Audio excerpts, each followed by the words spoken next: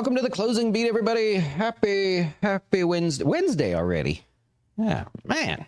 Hope you're doing well out there. We are financial advisors here at Jazz Wealth. Love to talk about the stock market and teach you stuff you should be learning. Otherwise, we're just wasting time flipping through the internet. You know what I mean? Learn something out there.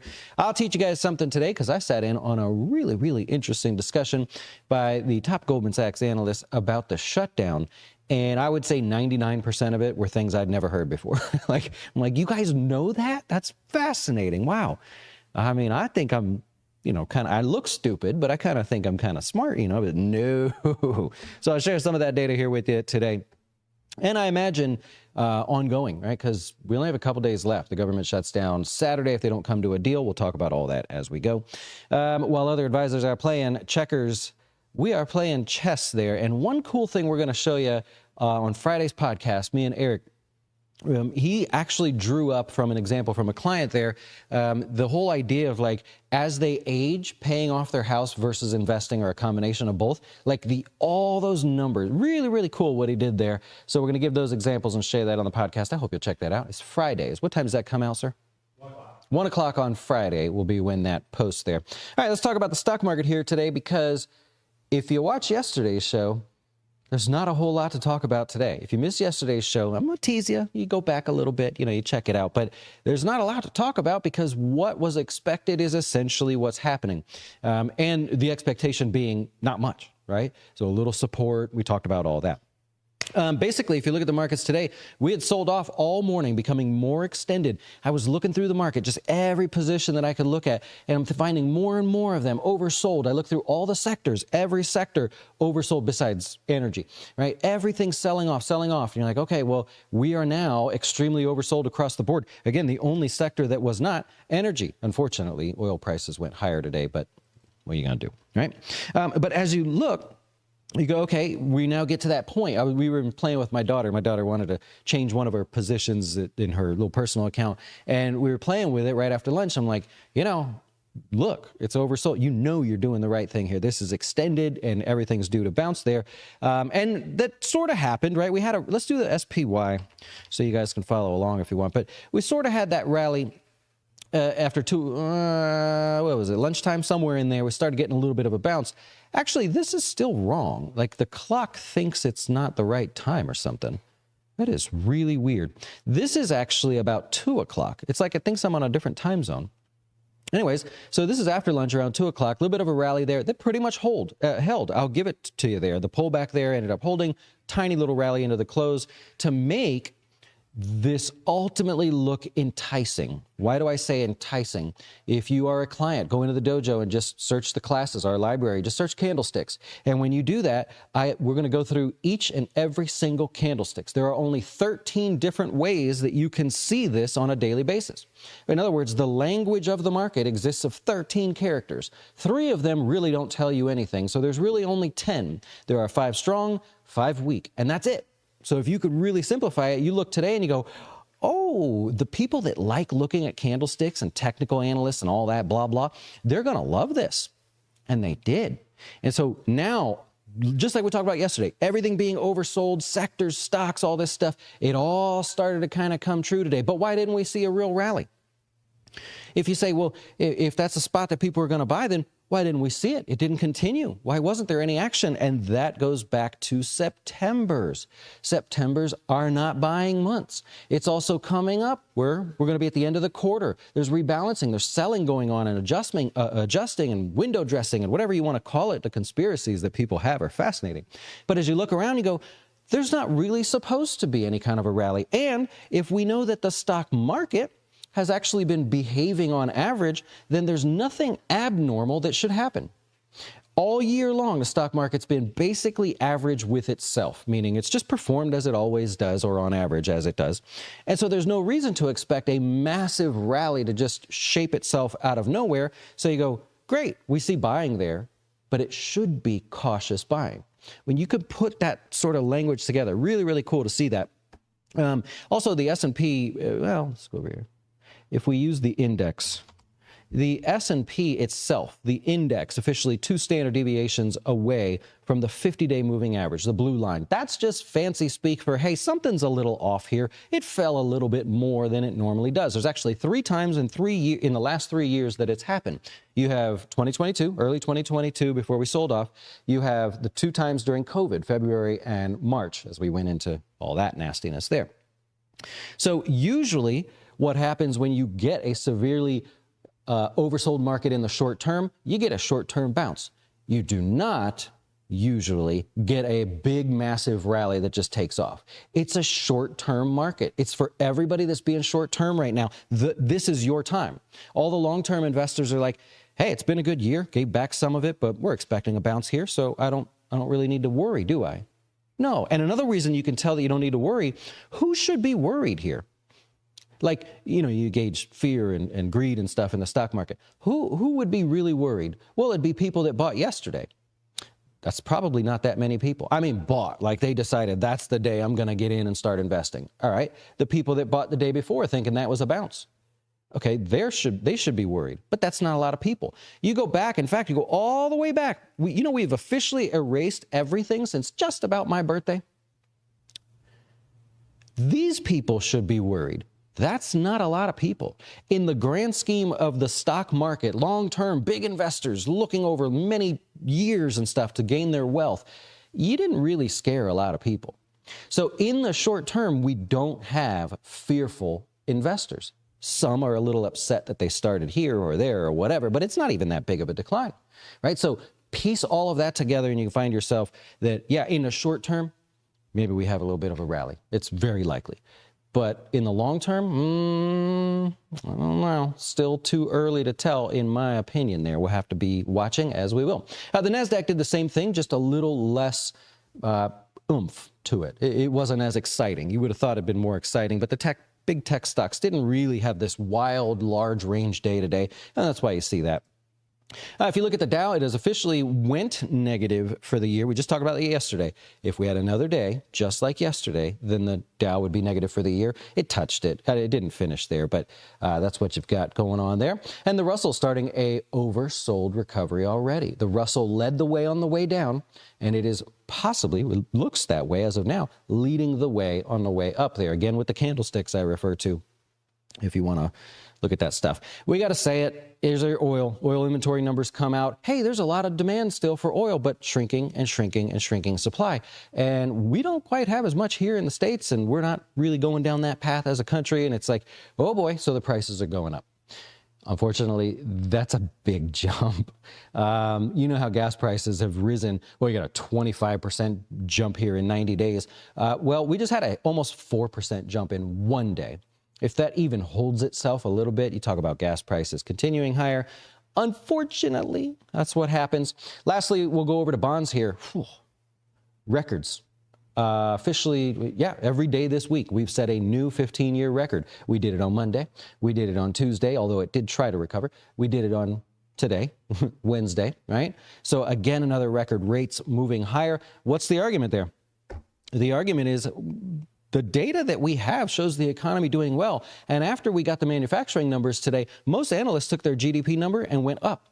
GDP meaning the economic growth number. They said, we think the economy is going to grow a little bit more here in the third quarter, in the fourth quarter, and year over year. If that's the case, then interest rates should be higher, right? Because if the economy grows, as they say it will, then inflation's not going to go down. We're spending money. We're out there having a great time. Oh, okay. So it means interest rates need to be higher. This quarter-point rate hike that everybody's talking about, especially the Fed, maybe that's not the end of it. That's the thought. I'm not saying that that's the case, but I'm just saying that's what the bond market is thinking. We could tell that by, of course, horribly setting a new record here today. Also, with that in mind, what's the use in gold? There's no use. Everyone who used the transitory comments about inflation as a scare tactic for the commercials, right? To say, oh, you should buy gold, right? Go get you some, what are the names of those companies? Get yourself some gold, right? It was too late, right? it's all recorded in archive. You go back to the classes, these actual closing beats where we said, it's too late. You have to be in gold when it's quiet, boring, and seemingly a really silly investment, and catch those pops after that. Pops too quick, right? You gotta be quick with that one. Okay, let's talk about the shutdown here. We now have a betting odds chances of 90% that the government will shut down on Saturday. Their spending runs out on Saturday, and that's why that's the case. More and more discussion about that as we get to it, but they are so far apart, it's just not all that accurate. Some things that I learned. If the government shuts down, you will be taking away 0.2% away from GDP per week that the government shut down. Historically, these are not really long, drawn-out, many month-long processes, but week by week is how they measure it. They're estimating about 2 to 3 weeks that the government would be shut down because military paydays are on October 13th and November 1st, and that is about 50% of the general spending there. You don't want to the political pressure is perceived to be pretty high as we get towards that point there. It is very likely that they come up with what they call a continuing resolution. You might have heard them say a CR. And all that means is that we will temporarily continue operating while we work on the big picture item there. The trouble right now is if they do that, they're likely just going to have a shutdown sometime in the fourth quarter. The way it stands right now is the argument is for there to be what's called a clean continuing resolution, which just means just fund the necessities. Don't go sticking other stuff in there. And right now, both sides are trying to stick stuff in there. This is a little different than what we saw before, where one side wants to stick extra spending in there in the continuing resolution, and the other side's like, no, I don't like that. Both sides, whether you're Republican or Democrat, both of you are fighting for this right now. The Senate, their continuing resolution includes funding for Ukraine. In the billions of dollars. I don't remember exactly the number, but they said, okay, we'll keep the government open, but you got to give Ukraine some more money. And then the House is like, no, we don't like that. That's not our thing. We'll propose a continuing resolution. However, we want you to spend the money on the border wall, secure the southern border there, obviously a hot topic and everything there. So they have border security dollars tied to it. Both sides are like, no, that doesn't make sense. They're both making the same argument that it should be a clean resolution. But then they want to both slide their stuff in there. At the end of the day, just remember there's 535 of them, 300 million of us. So the political pressure is what will cause them to do whatever the ending decision is. The expectation at the moment is that they kick the can down the road, keep the government on a continuing resolution path where they can fund basic their needs up until some next date. And then from there, they'll say, well, I guess we're going to shut down again. So what's the most obvious thing for us? You have your stance on this. You should fund Ukraine, or you say, oh, no, you should fund the border. Basically, most people have two arguments there. It doesn't matter what side you're on. What's the most important thing for the markets? You're going to see this. You ready for this? We won't have any government data coming out. You know how, manufacturing numbers came out today. We got great insight into that. We're not going to get that. We're not going to get potentially the inflation number, the core inflation number, CPI, that the Fed likes to look at, right? So how are they going to do anything if the government shut down for 3.5 weeks or so, right? That's the argument. So what now happens is you're going to see this. All these other numbers are going to come out that were already there in the first place, but they're going to make, we can tell now from housing data, something's going wrong here, or looks good or whatever. But the data is already there. They're just going to have to use public data sources. So expect to see Redfin on TV a little bit more. You might expect to see wholesale auto sale company. Someone help me with that one. You'll see them on TV because we need data. And that's really what's going to drive the U.S. market going into what is apparently going to be a shutdown. The shutdown itself does not historically hurt the market, right? Because the event is seen ahead of time. So maybe what we're seeing some of here is that fear of the government shutdown. You don't usually find that, Saturday we ran out of money and Monday's a catastrophe type day. No, we already knew that, right? With that in mind, we have, 2 days now to go. If the shutdown stuff continues, this just like last Friday, why on earth would anybody make a huge, major purchase in the market, in a stock, maybe maybe its stock is a little different. In a healthcare stock, a defense stock, or a government contract stock, or the market, if the belief is this is going to get ugly, it wouldn't happen because we run out of money on Saturday. So why would you make a big bet on Friday and go, nah, it'd probably be fine? You don't know. You're not there. You know what I mean? So it could be one of those last 2 days here where there's a little rally, little decline, little rally, and we finish a little positive, little rally, little decline, and we finish a little negative. Who knows? There could be, it's a really, really interesting couple of days because you're going to have the different politicians out there talking, doing their thing. Someone might say something that's pretty nasty, and it affects something, right? Like with Amazon, what they're doing. Anyways, if that didn't get you fired up. Okay, so let's go on to some stocks in the news. That's basically all I got for you here. Costco. Very interesting technical pattern for Costco. I know that's come up a lot. It has what, so they track your comments online, your tweets and everything like that. Wall Street does anyways. Very bullish bias to the upside for Costco, just generally because of what the comments are, sentiment they call it. But very interesting. Stock was basically a little bit higher here today due to what? From yesterday's class, you now know. Due to higher traffic and higher margins. Is Costco known for being super competitive on price? Yeah, here and there, but it's not known for being a deep, deep discounter, right? So they had higher traffic, more sales, and higher margins. Interesting, right? So there you go. Like from what we learned yesterday, you can put that together. They also had strong membership numbers and no actual increases or announcements of increases in membership prices, but they said it's not a matter of if, it's a matter of when. They're just trying to figure out the timing of that. Okay. They had 71 million members. That's up 8%. 90.4% of them re-upped, paid again, decided to sign back up. In the world of selling memberships, subscriptions, private event sort of things like that, one-time things, monthly memberships, recurring, whatever, 90.4% is astronomical, right? Look at Peloton. If it weren't for that news with them, look at that, right? Margins were up. They said margins were up overall because we didn't mark down as much stuff. We didn't have to discount so much stuff because people were buying it. One area where people didn't buy that stuff was in the large items. That is seeing a little bit of a downtick there. Anyways, so there you go, Costco. Maybe on its way to breaking out. What's he doing over there? Is he having a bad dream? Puppy's having a bad dream.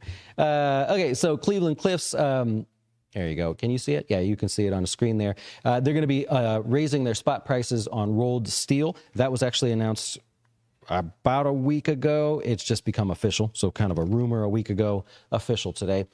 Marriott says, you have this sort of expectation of us, Wall Street. You may want to put it at the lower end of your expectations. That's the really simple way of explaining what happened to Marriott today. They gave everybody the heads up. Vail Mountain Resorts, which is typically volatile around earnings, is going to have their earnings come out tomorrow. They are up 6 of the last 8 earnings reports, but this, you can see it. What is this? This is a heartbeat? It looks like there's nothing there. There's no trend, right? It's a very difficult stock during the off season. A couple others you're going to see, definitely going to see. Nike comes out with earnings there as well. They beat 90% of the time. It is a 50-50 split, whether it will be higher or lower on the actual earnings day. And then CarMax, there you go. Not a whole lot going on in the short term here, but CarMax is going to report earnings, and they tend to trade to the downside. So 5 out of the last 8 earnings reports, it actually was lower. There were some tough times in there, though, so it might be the data might be a little bit skewed there. All right, I'll take your questions if you have any questions. Otherwise, I'll get on with it, get my homework done for today. Yeah, let's see what we got here. The historic number is a 0.1% increase. Oh, you're talking about the stock market. Yeah, there's not a whole lot of government shutdowns, unfortunately, so the data is not really there. We have 35-day shutdowns. We had a shutdown that then reopened and then re-shut down again. So what are we doing there?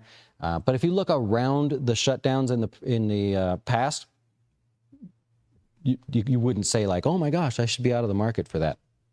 Yeah. Costco makes their money on the membership. Well, what's the cost of a membership? I don't actually know. I'm not a member there, but take 71 million times the membership. I mean, shoot, I would charge $1 and be happy, but I know it costs a lot more than that. Why the extreme swing today? Now, you know, we got a chance to talk about that. I'm going to, the TLT question, breaking through that support. It's not new news for today, but unfortunately, this has become the falling knife asset class. Just crazy. Look at the 10-year. Well, how do you stop that? Where? What's the reason why? Give me something. There's just nothing there as far back as you want to look. It's a tough one. It's a new world.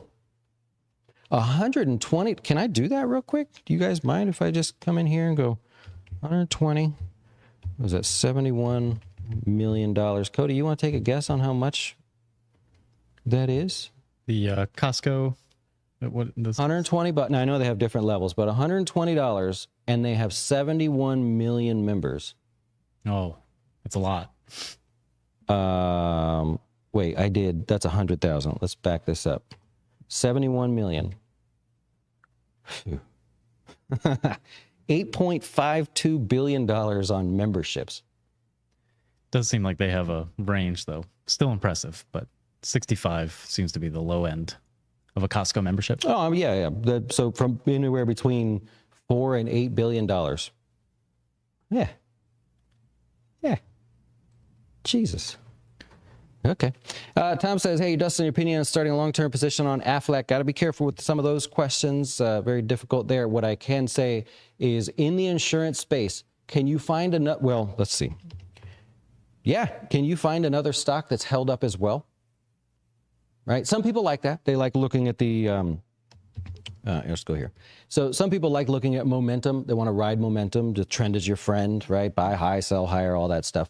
And that would be your stock. You can't find another one that has, as far as the size of the company, you can't find another one that people believe in more, at least in this, at this point. I was thinking some of Prudential, that was one for a while there. That had a nice trend going last year, but yeah. Dexcom, you like your bounces there? You like the discounted stuff? Yeah. There's a real insurance issue coming up here with what you're talking about. Because if insurance if that essentially becomes categorized for that, insurance has to pay for it. You seen the numbers on that? Like, that's going to be an issue. We'll see. Yeah, but Craig, he says TLT's near you mean the 150-day moving average, maybe? I hope you don't mean the 1,500-day. But when you look at things like that and you have to stretch it out and start picking those numbers that most people don't follow, that's trouble. We all know the 200-day, it's on TV, the 50-day, the 20-day. When you start going like, just buy the 34-period moving average, which is a Fibonacci number, and so there you go. That should be, now we're stretching. Yep. Hey, is their hot dog still $1.50? It is. 50. Yep. Do you get a drink with that? I don't know. No. Good for them. Well, yeah. Well, something else. All right, so I'll wrap it up there. I believe I covered everything tomorrow. We talked about CarMax. Oh, Jabil. Jabil's going to report as well. Nike and Vail Mountain Resorts. You got Jerome Powell speaking as well, but it's more of a speech, and it's when the market closes, so not a big deal there. And then a Fed member speaking after hours as well. Appreciate you hanging out with me here today. Hope you learned something. What the hell are you talking about? See, it's a stretch. That's a stretch. You're going, why not go with the 1,700-day then? You know, and just put it there. I've been there, though. I've done that where you're like, if we just stretch that moving average, then it's right at support, right? Nah, careful. Careful there. All right, enjoy the rest of your evening, and we will see you tomorrow. Adios.